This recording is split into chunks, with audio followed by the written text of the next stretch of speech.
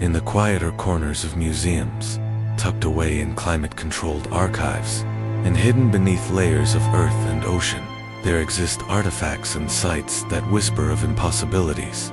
These are not the fabrications of sensation-seeking or the misinterpretations of the uninformed, but tangible, documented discoveries that have been measured, dated, and analyzed by qualified experts. Yet they remain fundamentally unexplained anomalies that resist integration into our understanding of history, technology, and human capability. These forbidden discoveries present us with a profound dilemma. To acknowledge them fully would require the revision of established textbooks, the reconsideration of academic careers built upon existing paradigms, and ultimately, the humbling admission that our narrative of human history and scientific development may be dramatically incomplete. Perhaps this explains why they are so often relegated to footnotes, dismissed with inadequate explanations, or quietly placed in storage rooms, away from public view and scrutiny. Science, at its most noble, is the pursuit of truth through observation, hypothesis, and rigorous testing.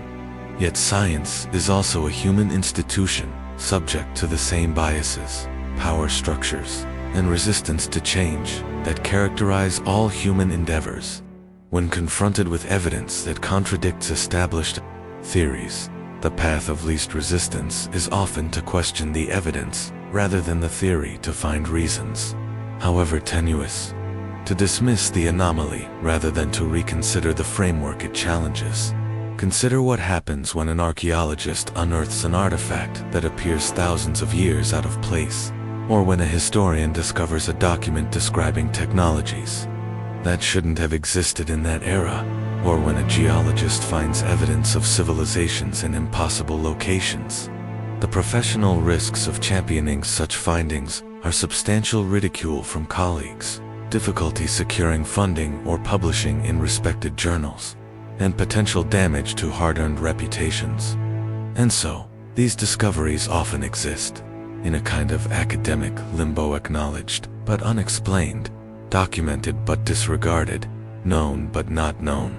They become what might be called forbidden knowledge, not because some shadowy conspiracy actively suppresses them, but because they have been systematically marginalized by the very institutional structures designed to advance our understanding of the world tonight.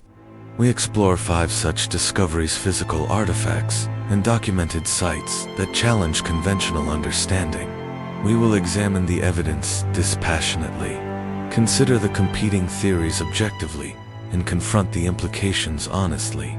Our purpose is not sensationalism, but illumination, not to promote unfounded speculation, but to acknowledge the genuine mysteries that remain at the edges of established science. These discoveries span continents and millennia, from ancient mechanisms of impossible sophistication to architectural achievements that defy conventional explanation, from artifacts found in geological strata where they simply shouldn't exist, to maps showing geographical knowledge that shouldn't have been available. What unites them is not merely their anomalous nature, but the profound questions they raise about human history, capability, and perhaps most unsettlingly, what might have been lost or forgotten as civilizations rose and fell throughout the ages. As we examine these forbidden discoveries, we invite you to set aside both credulous acceptance and reflexive skepticism. Instead, approach these mysteries as you would a complex puzzle, examining each piece carefully, considering its relationship to the whole, and remaining open to solutions that might at first seem improbable. For the most profound scientific advances have often emerged from precisely such anomalies, those observations that couldn't be explained within existing frameworks, and thus demanded new ones. From Galileo's telescopic observations that contradicted geocentric cosmology, to the strange behavior of light that led to quantum physics. It is often the unexplained, the anomalous, and yes, sometimes even the forbidden, that ultimately expands our understanding of reality. Join us now as we explore these 5 remarkable discoveries, artifacts, and sites that should not exist according to conventional understanding. yet undeniably do. In their mystery may lie not just fascinating puzzles from the past, but crucial insights about the true scope of human achievement, the cyclical nature of civilization, and perhaps even glimpses of knowledge once possessed, but subsequently lost to time and catastrophe. In 1900, Greek sponge divers seeking shelter from a storm near the island of Antikythera made a discovery that would challenge our understanding of ancient technological capability. Approximately 150 feet below the surface, amid the remnants of a Roman-era shipwreck dating to the 1st century BCE, lay fragments of a device that would defy explanation for over a century, initially appearing as little more than corroded bronze fragments. The artifact might have been overlooked entirely had it not been for archaeologist Valerios Stais, who noticed what appeared to be a gear wheel embedded in the encrustation. This observation would eventually lead to the identification of one of archaeology's most profound anomalies, a mechanical computer created millennia before such technology should have existed, after decades of careful conservation and analysis, using increasingly sophisticated technology including high-resolution X-ray tomography that allowed researchers to see inside the concretions without damaging them. The true nature of the device emerged.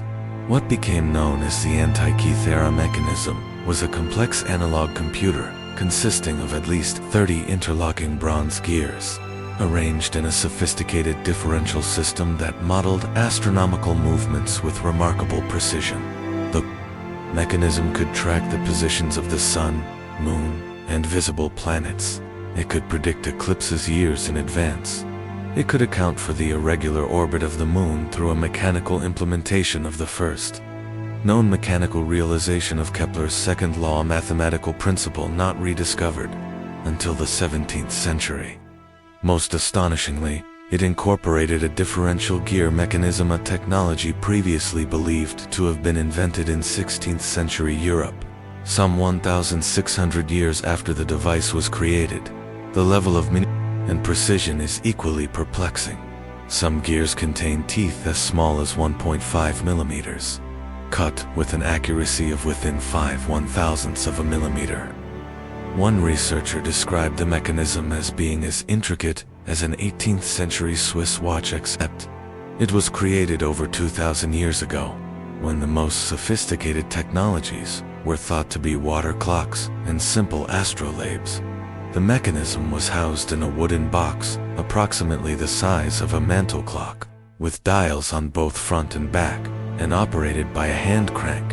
Inscriptions on the device itself, some 3,400 characters in ancient Greek, revealed it to be nothing less than a user manual, describing the astronomical functions and operating instructions. This level of sophistication suggests not a prototype or unique invention, but a refined technology, perhaps one of many similar devices that have not survived the millennia. What makes the Antikythera Mechanism truly forbidden knowledge is not merely its existence, but what it implies about ancient technological capabilities, the mathematical knowledge, astronomical understanding, metallurgical skill, and precision engineering required to create such a device were supposedly unavailable in the ancient world. The gear-cutting techniques necessary to produce its components would not be reinvented until the Industrial Revolution. Some 1,500 years later, conventional explanations struggle with this temporal paradox. Some suggest the mechanism represents the pinnacle of ancient achievement, a singular masterpiece created by a genius like Archimedes or Posidonius that was never replicated. Others propose it might have been created through methods that left no trace in the archaeological record, techniques and tools that were lost with the decline of Hellenistic civilization. Yet these explanations fail to address a more troubling question. Why does the mechanism appear with no clear developmental precursors? Complex technologies do not typically emerge fully formed, but evolve through increasingly sophisticated iterations. Where are the simpler prototypes, the developmental stages, the technological progression that should have preceded such a sophisticated device? The most unsettling implication is that the Antikythera Mechanism may represent not the beginning of a technological tradition, but its end. The final iteration of a mechanical tradition that had developed over centuries, but was subsequently lost during the turbulent period that saw the decline of Greek civilization and the rise of Rome. If so, it suggests that human technological progress may not follow the linear, ever-advancing pattern we often assume, but might instead advance and retreat as civilizations rise and fall. Historical records offer tantalizing suggestions of similar technologies. Cicero wrote of a device created by Archimedes that reproduced the motions of the sun, moon, and planets, a description that closely matches the Antikythera Mechanism's capabilities. The Byzantine historian Procopius described a device in 6th century Gaza that displayed the sun's position, the phases of the moon, and the hours of the day. Were these mere literary flourishes, or descriptions of actual technologies from a mechanical tradition now lost to us? The mechanism's sophistication becomes even more perplexing when we consider what other technological capabilities might have accompanied it. If ancient Greek engineers could create precision-geared mechanisms, what other achievements might they have attained? What other technologies might have existed that haven't survived the corrosive effects of time and seawater? Recent investigations have revealed even more complexities within the device. The back dial contains a 223-month eclipse prediction cycle based on Babylonian astronomy, yet incorporates Greek modifications showing a sophisticated blending of multiple astronomical traditions. It also includes a 76-year Callippic cycle, and functions that track the timing of the Olympic Games and other pan-Hellenic athletic competitions, suggesting a device intended for both scientific and cultural applications. Perhaps most disturbing, two conventional chronologies, is the mechanism's implied manufacturing infrastructure. Such a device could not have been created by a single inventor working in isolation, but would have required specialized workshops, precision tools, technical drawings, mathematical calculations, and a supply chain of purified metals and crafting implements. In short, it suggests an industrial capacity and technical ecosystem that should not have existed in the ancient Mediterranean. As we contemplate this ancient computer, recovered by chance from the depths of the Mediterranean, we must confront an uncomfortable possibility. Could our understanding of ancient technological capabilities be fundamentally flawed? Might sophisticated mechanical knowledge have been developed, refined, and subsequently lost as civilizations collapsed?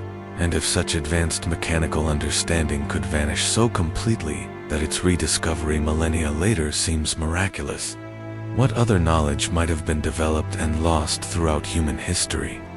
In 1938, while excavating near Kujat, Rabu, just outside Baghdad, German archaeologist Wilhelm Kig discovered a curious artifact that would challenge conventional understanding of ancient technological capabilities.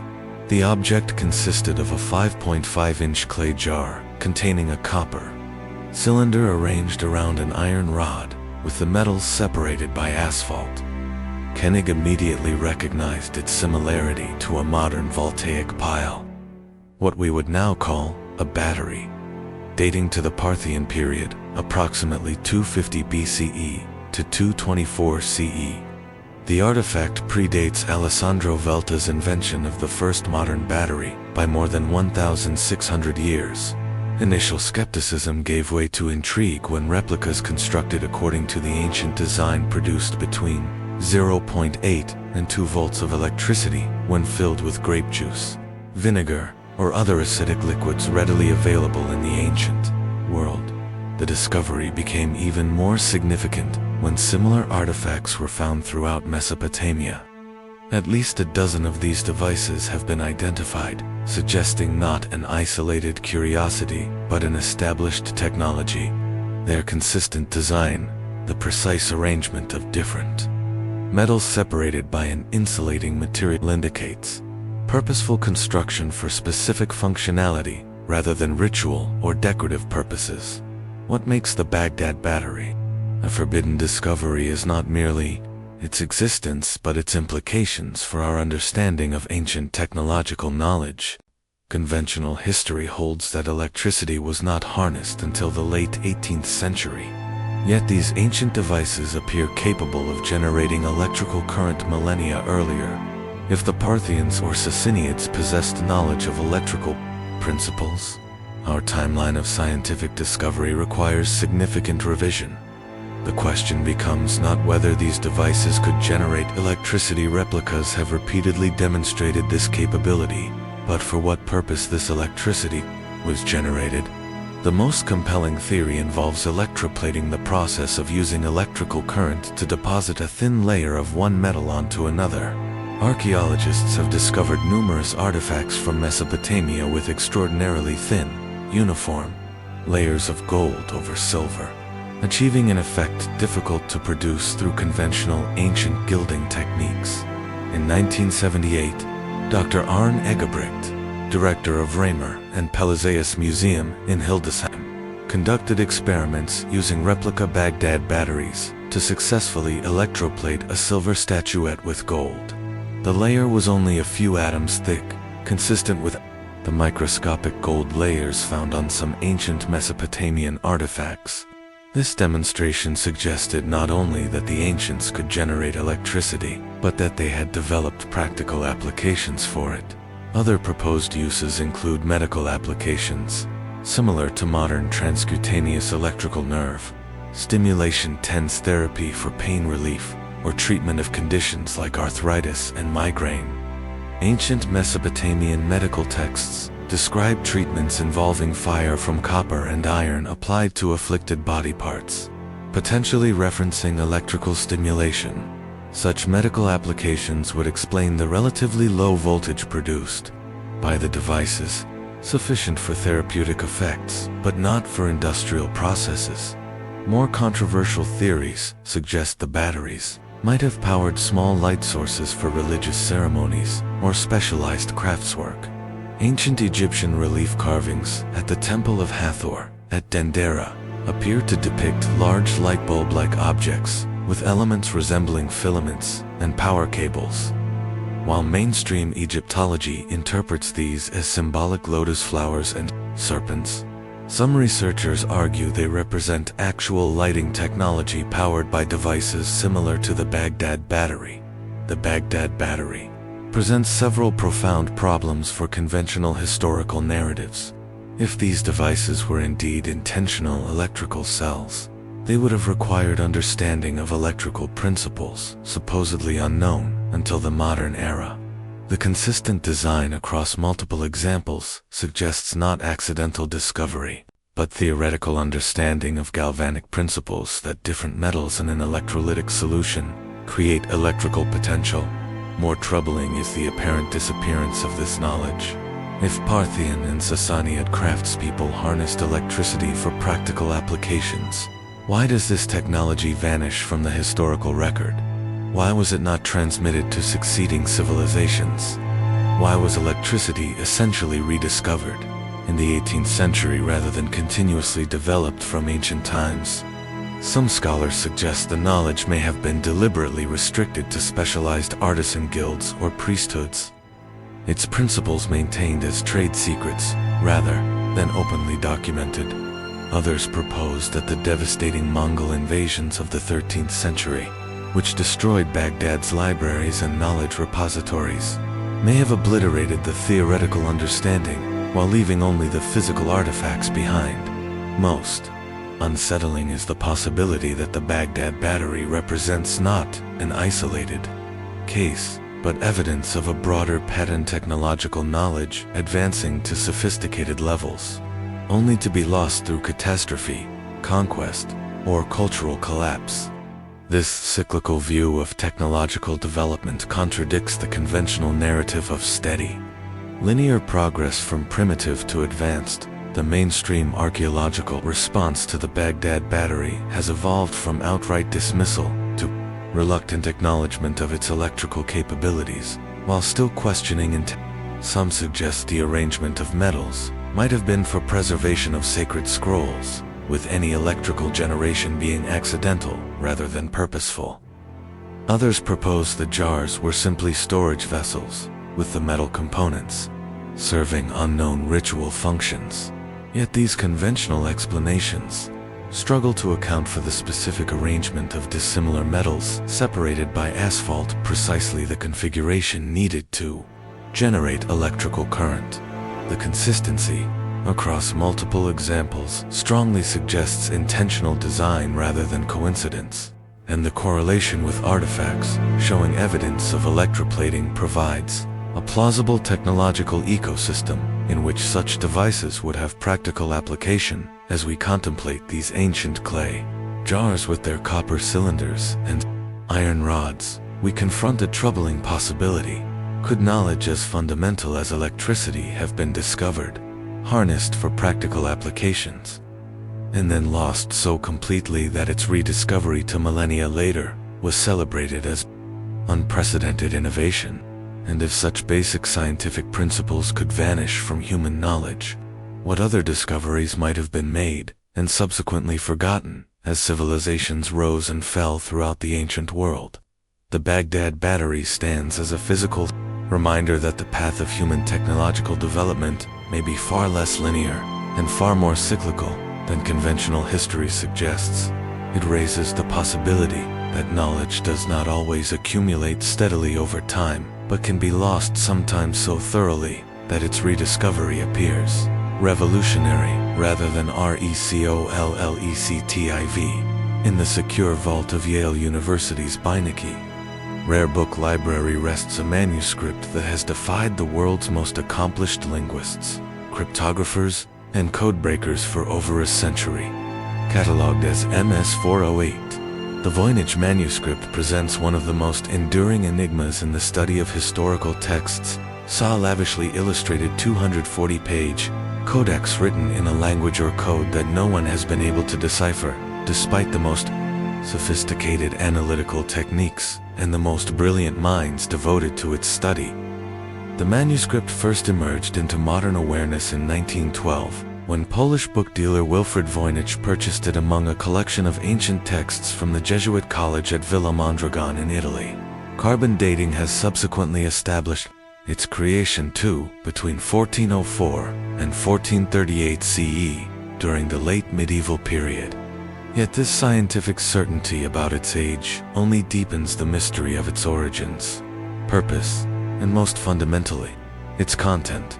The manuscript's 240 vellum pages contain over 170,000 characters, written in an unknown script that appears systematic and deliberate rather than random or nonsensical.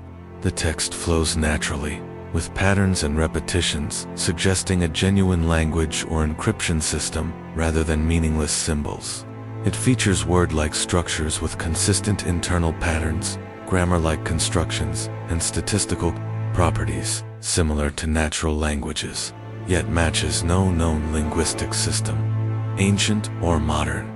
Even more perplexing are the manuscript's illustrations, hundreds of detailed drawings depicting unknown plants that don't correspond to any known botanical species, astronomical diagrams that don't match medieval European cosmology, and elaborate biological illustrations showing cellular structures that shouldn't have been observable without microscopes unavailable until centuries later. Many pages depict naked women bathing in elaborate interconnected tube-like structures filled with liquid imagery that has no clear parallel in medieval European art or science. What makes the Voynich manuscript a forbidden discovery is not merely its undeciphered text, but the increasingly uncomfortable questions it raises about medieval knowledge, communication systems, and the completeness of our historical understanding. If it represents a genuine language, it suggests the existence of a linguistic tradition that has otherwise vanished completely from the historical record. If it's an elaborate code or cipher, it demonstrates cryptographic sophistication far beyond what should have existed in 15th century Europe. The manuscript has resisted the most sophisticated modern decipherment techniques. During World War II, U.S. military cryptographers, who had successfully broken the Japanese and German codes, turned their attention to the Voynich text and failed completely. In the 1960s, the NSA's top linguists and codebreakers attempted decipherment with early computers, again without success. Modern computational linguistics, pattern recognition algorithms, and artificial intelligence approaches have identified statistical anomalies in the text, but have not produced a coherent translation. This resistance to decipherment becomes more perplexing when we consider that virtually every other historical code and cipher has eventually yielded to persistent analysis. From Egyptian hieroglyphics to Linear B, from ancient Sumerian to Maya glyphs, even the most initially baffling writing systems have eventually been deciphered. The Voynich Manuscript stands virtually alone in its complete imperviousness to translation. Multiple theories have emerged to explain this linguistic anomaly. Some scholars suggest it represents a now extinct natural language, perhaps from an isolated community in Eastern Europe or the Near East. Others propose it might be an elaborate constructed language, created for philosophical or esoteric purposes, similar to the perfect languages envisioned by medieval and Renaissance philosophers like Ramon Lull and Athanasius Kircher. The cipher theory remains prominent, that the text represents a known language encrypted through sophisticated substitution, transposition, or polyalphabetic techniques. Yet the complexity required for such encryption would have been extraordinary for its time. The first European polyalphabetic ciphers weren't documented until the Trithemius cipher book of 1518, decades after the manuscript's creation. More controversial theories suggest the manuscript might represent a hoax, either medieval or modern. Yet the expense of creating such an elaborate document on vellum, the consistency of the unknown language throughout the text, and the carbon dating that firmly places the vellum and ink in the early 15th century make a hoax scenario increasingly unlikely. The effort required would far exceed any conceivable benefit, particularly for a medieval creator. The botanical illustrations present their own mystery. While clearly depicted with the precision and detail typical of herbal manuscripts, the plants correspond to no known species. They combine features from different plant families in ways that don't exist in nature, but are rendered with the careful observation of someone documenting real specimens. Some researchers suggest they might represent plants from regions unexplored by European science in the 15th century, while others propose they might be deliberately stylized or symbolic representations. The astronomical sections contain circular diagrams reminiscent of celestial charts, but with arrangements of stars and symbols that don't correspond to the known astronomy of the period. Some appear to depict celestial bodies with faces common in medieval cosmology, while others show patterns of stars, connected by lines and configurations that don't match any known constellation systems from any culture. Perhaps most puzzling are the biological sections, which contain drawings suggestive of cellular structures that shouldn't have been observable without microscopes, unavailable until at least the 17th century. Some illustrations appear to show detailed reproductive systems, cellular divisions, and microbiological elements that seem anachronistic for a 15th century document. The provenance of the manuscript provides few clues to its origin or purpose. Its first documented owner was Emperor Rudolf II of Habsburg, who purchased it for 600 ducats, approximately $90,000 in modern value, sometime before 1612, believing it to be the work of the 13th century philosopher Roger Bacon.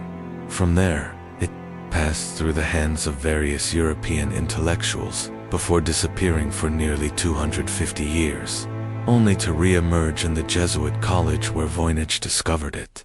As we contemplate this impenetrable text with its bizarre illustrations and resistant cipher, we must consider disturbing possibilities.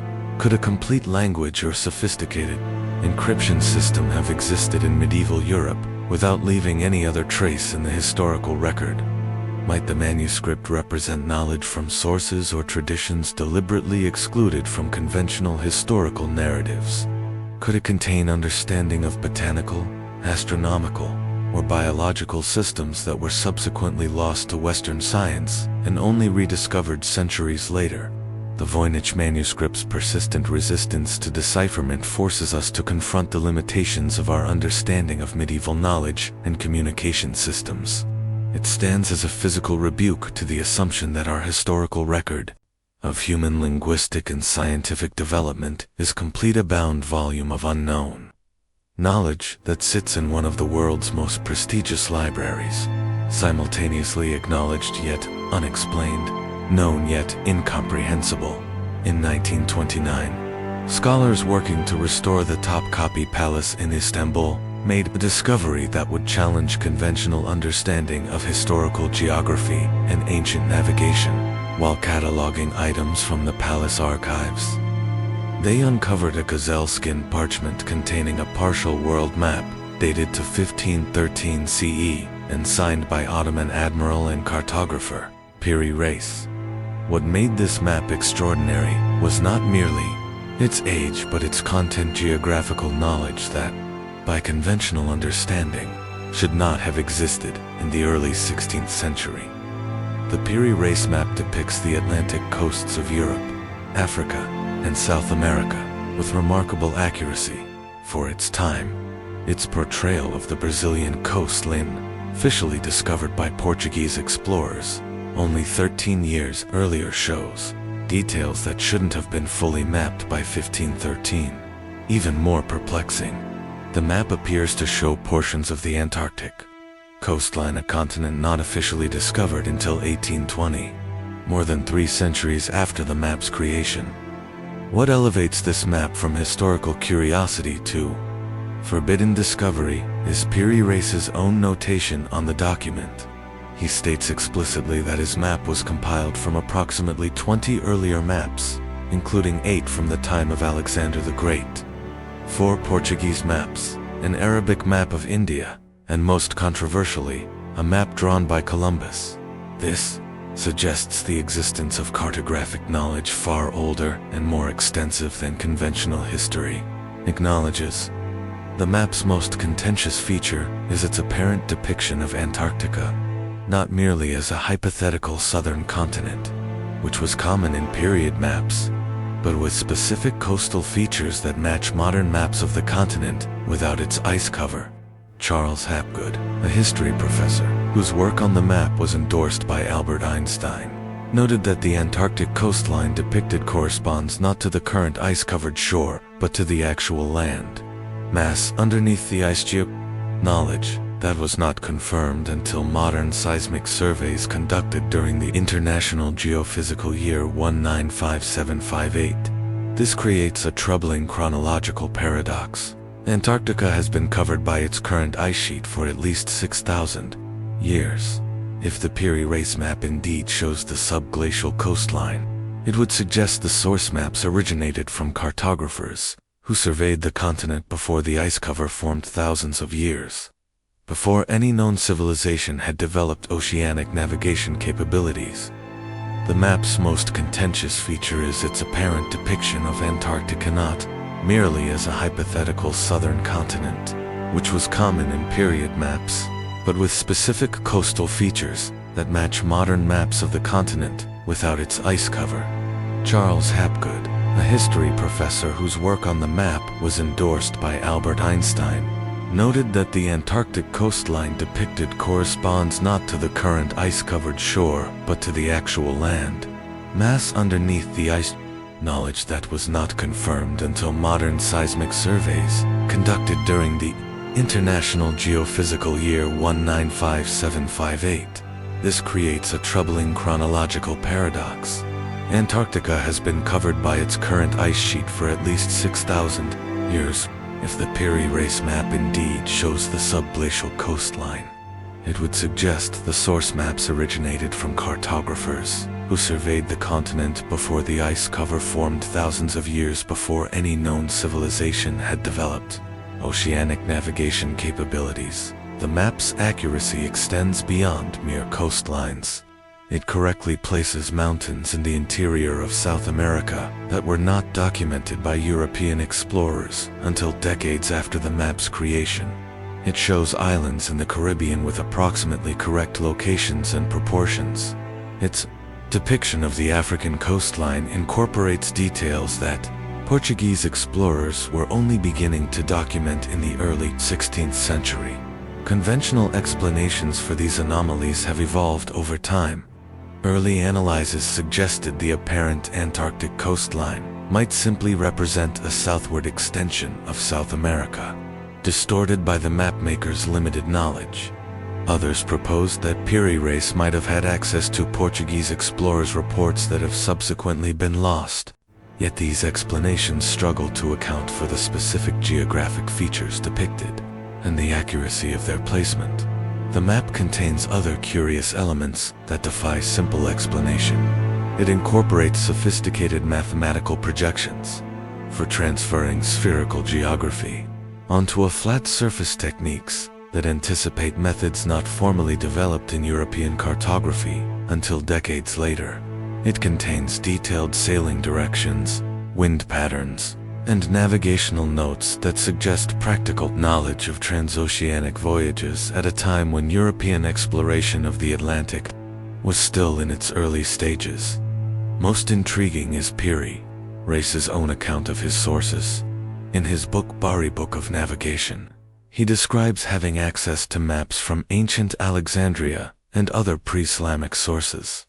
This suggests the possibility that some geographical knowledge from the ancient world, particularly from the Library of Alexandria, may have survived its destruction and been preserved in copies that eventually reached Ottoman cartographers. The Piri Reis Map is not an isolated anomaly. Other early modern maps show similar geographical features that shouldn't have been known at the time of their creation. The Orontius Phineas map of 1531 shows Antarctica in even greater detail, including mountains and rivers now buried under ice.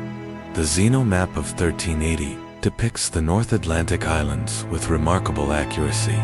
The Haji Ahmed map of 1559 shows a land bridge between Alaska and Siberia, a feature that existed during the Ice Age but disappeared beneath the Bering Strait approximately 10,000 years ago as sea levels rose.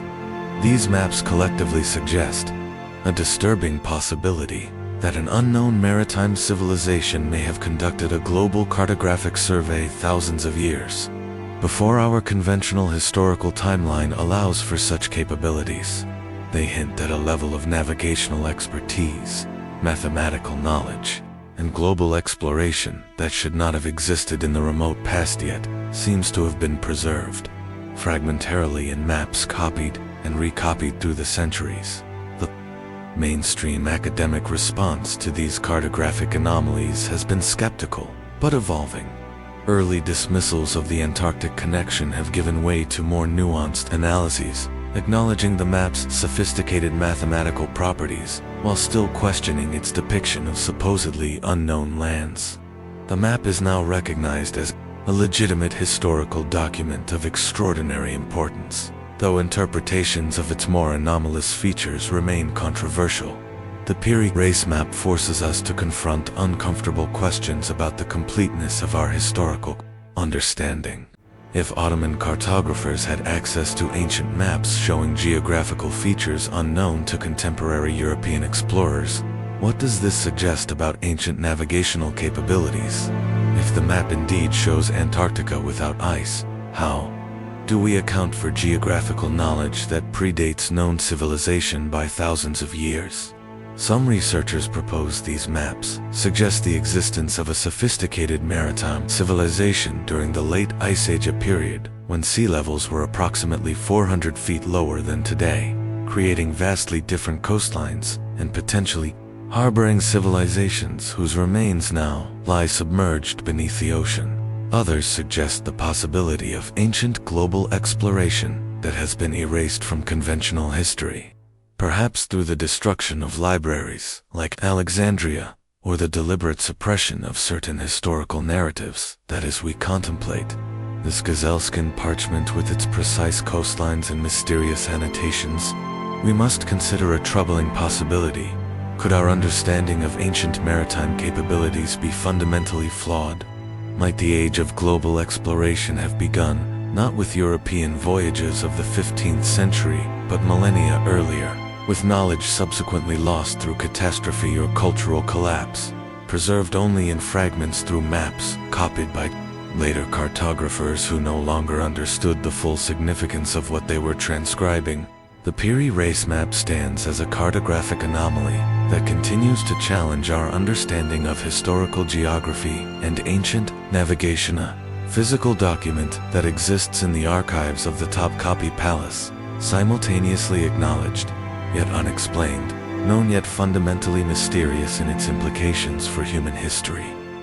In 1992, in the village of Xianbakun, in Zhejiang Province, China, a local villager drained a pond to create more farmland.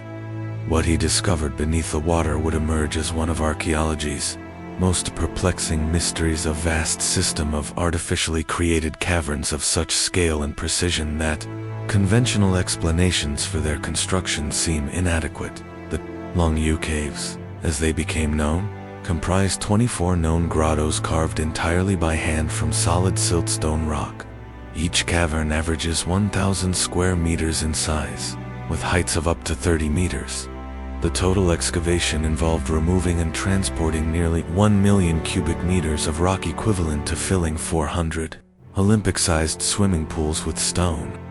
Yet, despite their massive scale, these caves left no trace in any historical record, not even in local legends or folklore. What makes the Longyou caves truly anomalous is not merely their size, but their precision. The interior walls and ceiling surfaces are covered with uniform parallel chisel marks, creating a pattern of consistent striations throughout the entire complex. These marks are remarkably uniform in size, depth, and angle, suggesting a level of planning and execution that would be challenging even with modern equipment. Some areas display over 50 parallel lines per meter, maintained with consistent spacing and depth across vast curved surfaces. The caves contain additional architectural refinements that defy simple explanation. The pillars supporting the roof are distributed in apparently purposeful patterns, creating precisely balanced structural support. Certain walls contain relief carvings of figures and animals executed with artistic skill. The floor plans follow complex but consistent layouts that suggest purposeful design rather than opportunistic excavation. Perhaps most perplexing is the dating of these structures. Archaeological analysis places their creation during the Qin Dynasty 221–206 BCE, or slightly earlier, period when iron tools existed but mechanical drilling equipment did not. The precision and scale of the excavation would have required extraordinary organization, technical skill, and labor resources. Engineers estimate that even with modern equipment, creating such structures would be a significant challenge. With iron chisels and hammers, it represents an almost superhuman achievement. Conventional archaeology struggles to explain several fundamental questions about the caves. First, there is the matter of lighting. Excavating deep underground chambers without natural light would have required an extensive illumination system, yet no evidence of smoke residue from torches or oil lamps has been found on the ceilings, which remain remarkably clean. Equally puzzling is the matter of excavation logistics. Removing 1 million cubic meters of rock through narrow entrances would have required an extraordinarily efficient system of rock breaking, transport, and disposal. The consistency of the chisel marks throughout suggests the work wasn't completed in stages over generations, but as a unified project, with standardized techniques implying organization and planning capabilities not typically attributed to ancient Chinese society. Water management presents another enigma. The caves were discovered filled with water that had to be pumped out, yet they show no signs of natural water infiltration. This suggests they were deliberately flooded at some point after their completion, but by whom and for what purpose remains unknown. The precision-cut channels and drainage systems visible in some caves indicate sophisticated hydraulic engineering knowledge. Most troubling is the complete absence of historical records. The Qin dynasty is known for its extensive documentation and standardization practices. Major construction projects were typically recorded in detail, with information about supervisors, labor forces, and resource allocation. Yet not a single text from any period mentions these massive underground structures. Despite their proximity to populated areas and the enormous resources their creation would have required, various theories have emerged to explain the cave's purpose. Some archaeologists propose they were underground quarries for building material, yet this fails to explain the decorative elements and careful finishing of interior surfaces. Others suggest they may have been underground storage facilities or defensive structures, though their design seems unnecessarily elaborate for such utilitarian purposes. More controversial theories propose connections to astronomical observation, suggesting the layout of pillars and chambers may correspond to constellation patterns. Some researchers have noted similarities between the ceiling designs and star charts from the period. Others point to the possible ritual or ceremonial functions, noting that underground structures held spiritual significance in ancient Chinese cosmology. What makes the Longyou caves a forbidden discovery is how they challenge our understanding of ancient engineering capabilities and organizational capacity. The precision, scale, and consistency of the excavation suggest technical knowledge and project management skills that exceed what conventional history attributes to Qin dynasty China. The absence of historical documentation raises troubling questions about the completeness of our understanding of ancient Chinese civilization. The caves have been compared to other anomalous ancient sites like Göbekli Tepe in Turkey and the Sacsayhuaman fortress in Peru locations, where the physical evidence suggests capabilities beyond what should have been possible for their time and place. Like these sites, the Longyou caves present a physical reality that exists in tension with the historical narrative, massive archaeological presence that somehow left no historical footprint. Chinese authorities have recognized the significance of the discovery, designating the caves as an important heritage site and opening some to tourism, yet comprehensive archaeological investigation has been limited, and many of the 24 known caves remain only partially explored.